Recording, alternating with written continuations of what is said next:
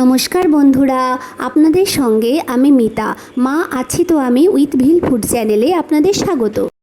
বন্ধুরা, যাদের হাতে খুব সময় কম তারা কিন্তু চিকেনের এই চটজলদি রেসিপিটা ট্রাই করতে পারো।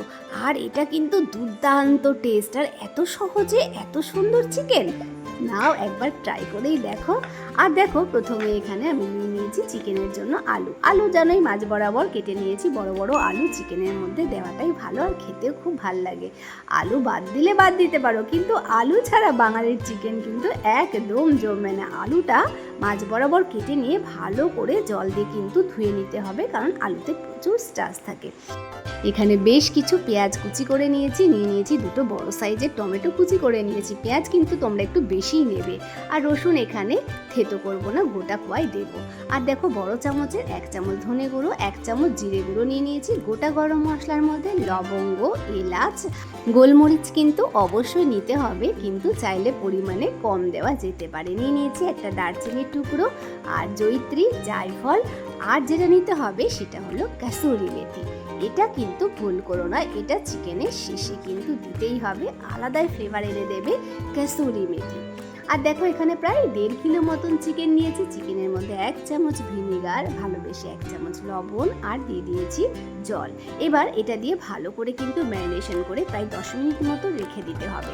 তারপরে এই জলটা 10 মিনিট পরে ধুয়ে ভালো করে ফেলে দিতে হবে। এতে চিকেনের মধ্যে কোনো নোংরা থাকলে সেটাও বেরিয়ে যাবে, আর চিকেনের মধ্যে যে আষ্টে গন্ধ থাকে সেটাও কিন্তু চলে যাবে। জলটা ফেলে দেবার পরে চিকেনের মধ্যে প্রায় 1 চামচ মতো হলুদ দিয়ে ম্যারিনেশন করে রেখে দিয়েছি। চাইলে এতে দই দিয়েও ম্যারিনেশন করে রাখা যায়। এইবার যেহেতু প্রেশারে রান্নাটা হবে, তাই প্রেশার কুকারের মধ্যে দিয়ে দিয়েছি সর্ষের তেল, 1 কাপের একটু বেশি দিয়েছি। আর এখানে আলুগুলো ভেজে নেব। আলুগুলো লাল লাল করে ভেজে নিয়ে তুলে রেখে ওই তেলের মধ্যেই দিয়ে দেব পেঁয়াজ কুচি। পেঁয়াজ কিন্তু আমি তোমাদের 3টে দেখিয়েছিলাম, কিন্তু আমি বেশি করেই নিয়েছি, কারণ এখানে 1.5 কিলো চিকেনের প্রিপারেশন হয়েছে। এইবার পেঁয়াজগুলোকে লাল লাল করে কিন্তু ভেজে নিতে হবে। একদম গোলাপি রং যখন ধরেছে তখন দেখো আমি এখানে রসুনগুলো দিয়ে দিয়েছি। এবার রসুন দিয়েও ভালো করে কিন্তু নেড়ে চেড়ে নিয়ে এখানে আবার আমি গোটা একদম খোসা ছাড়াইনি সেই রকম রসুন দিয়েছি। এটা কিন্তু খেতে মাংসে খুবই ভালো লাগে, তোমরা চাইলে একবার ট্রাই করতে পারো যদি না খেয়ে থাকো। আর এর মধ্যে দিয়ে দিয়েছি টমেটো কুচি, দিয়ে ভালো করে নাড়াচাড়া করে এর মধ্যে কিন্তু দিয়ে দিতে হবে ভালোবেসে লবণ। টমেটো কিন্তু একদম গলে যাবে, সেই কারণেই লবণ দিয়েছি। এখানে প্রায় 3 চামচ মতো দিয়েছি, তোমরা পরিমাণ মতো দেবে। এইবার ভালো করে নাড়াচাড়া করে এর মধ্যে ভাজা আলুগুলো দিয়ে দেখো 3টি ছোট ছোট কচি পেঁয়াজও দিয়ে দিয়েছি। আর এটাকে ভালো করে নাড়াচাড়া করে এর মধ্যে দিয়ে দেবো 1 চামচ আদা বাটা, 1 চামচ কাশ্মীরি লঙ্কার গুঁড়ো, আর 1 চামচের বেশি হলুদ গুঁড়ো। হলুদ কিন্তু আগেই চিকেনে দেওয়া আছে, সেই হিসেবে পরিমাণ মতো দিতে হবে। আর দেখো, হলুদ দিয়ে ম্যারিনেশন করা চিকেনটা এবার দিয়ে দেবো। ভালো করে কিন্তু নাড়াচাড়া করে নিতে হবে আস্তে আস্তে, আর এটা মিডিয়াম ফ্লেমে কিন্তু করতে হবে, নয়তো পুড়ে যেতে পারে। এইবার নাড়াচাড়া করে নিয়ে এর মধ্যে দিয়ে দেব গরম জল। গরম জল কিন্তু পরিমাণ মতো দিতে হবে। আমি এখানে 1 কাপের একটু বেশি গরম জল দিয়েছি, আর কাঁচা লঙ্কা চিড়ে দিয়ে দিয়েছি, যাতে ঝালটা একটু বেশি হয়।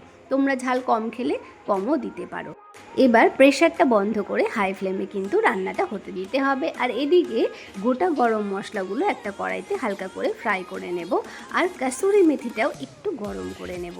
আর এই মশলাটা, গোটা গরম মশলাটা মিক্সিতে বা শিলনোড়ায় আমি এটাকে মিহি করে গুঁড়ো করে নেব।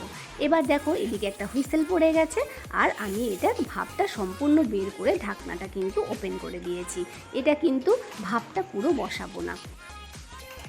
চিকেন কিন্তু প্রায় 90% রেডি হয়ে গেছে। আর এইবার এর মধ্যে গুঁড়ো মশলাগুলো দিয়ে দেব।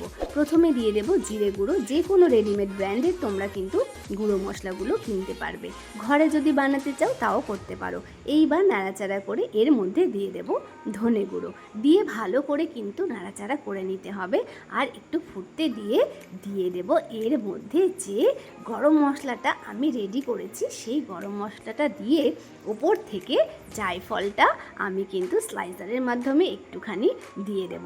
এটা কিন্তু দুর্দান্ত টেস্ট হবে, তোমরা অবশ্যই এভাবে বানিয়ে খেয়ে দেখবে বন্ধুরা। আর ওপর থেকে আমি কাসুরি মেথি দিয়ে জাস্ট ঢাকনাটা দিয়ে স্ট্যান্ডিং টাইম দেব, আর গ্যাসের ফ্লেমটা কিন্তু অফ করে দিতে হবে। আর চিকেন কিন্তু রেডি টু সার্ভ। এবার তোমরাই ঠিক করো কিসের সাথে খাবে, রুটি, পরোটা, নান, কুলচা, বিরিয়ানি, পোলাও না প্লেন রাইস। আমি কিন্তু পোলাও এর সাথে ট্রাই করছি।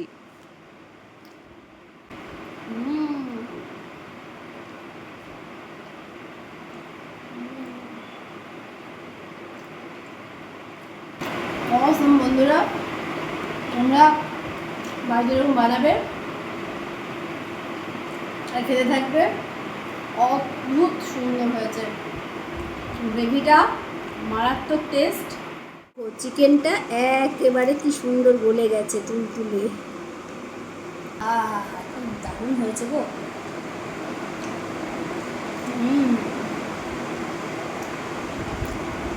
একদম নরম। আর চিকেনের দেখো, এই যে চিকেনের ভেতরে পর্যন্ত যেহেতু লবণটা দিয়ে ম্যারিনেশন করেছিলাম, একদম লবণগুলো ভেতরে ঢুকে গেছে, এত টেস্ট। পুরো গ্রেভিগুলো ভেতরে এই দেখো ঢুকে গেছে, এই দেখো পরতে পরতে। আর এই দেখো বন্ধুরা, ছোট ছোট কচি পেঁয়াজগুলো দিলে তারপরে এটাকে এখন যে খেতে কি ভালো লাগবে।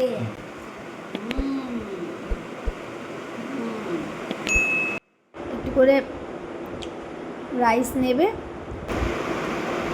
ভাত নেবে, আর পেঁয়াজটা খেয়ে থাকবে।